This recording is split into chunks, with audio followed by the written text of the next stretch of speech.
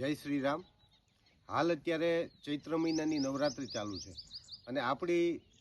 પરંપરા રહી છે કે કીડીને કણ ને હાથીને મણ,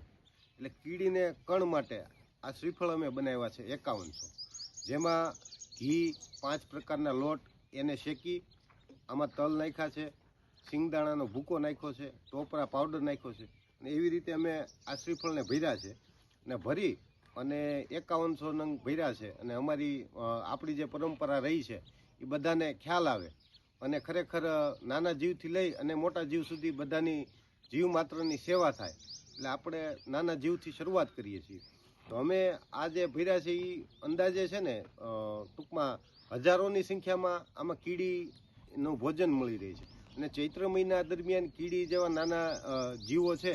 એ એમનો ખોરાક આખા વર્ષ માટે સંગ્રહ કરતા હોય છે અને પછી એમને પાણી ન આવે, ખોરાકને પાણી ન અડે એવી રીતે સુરક્ષિત કરતી હોય છે કીડીઓ। એટલે એટલા માટે નવરાત્રિનું મહત્ત્વ છે અને સાથે સાથે એવું પણ કહેવામાં આવે છે કે ગ્રહોની પીડા હોય, લક્ષ્મીનો પ્રોબ્લેમ હોય એટલે બધાનો ટૂંકમાં સુખમય જીવન જાય એના માટે આ કાર્ય કરવું જોઈએ। અને આપણા પૂર્વજો એ બધા આ સેવા કાર્ય નાના કરી અને ખ્યાલ નહોતો આવતો ઘણા લોકોને, પણ સત્કાર્યો થતા હતા એટલા માટે યુદ્ધ જેવી સ્થિતિઓ નહોતી થતી, ક્લાઇમેટ ચેન્જ જેવું વાતાવરણ પણ નહોતું બનતું અને અત્યારે હાલ જોઈએ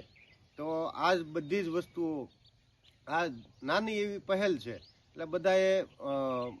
નવરાત્રિ દરમિયાન અથવા ચૈત્ર મહિના દરમિયાન કીડી સંગ્રહ કરતી હોય અને કીડી જે જીવ છે એ ઇકોસિસ્ટમનો ભાગ છે, કીડી એનો દર નીચે સુધી કરતી હોય છે, એટલા માટે પાણી ઉતારે છે કીડી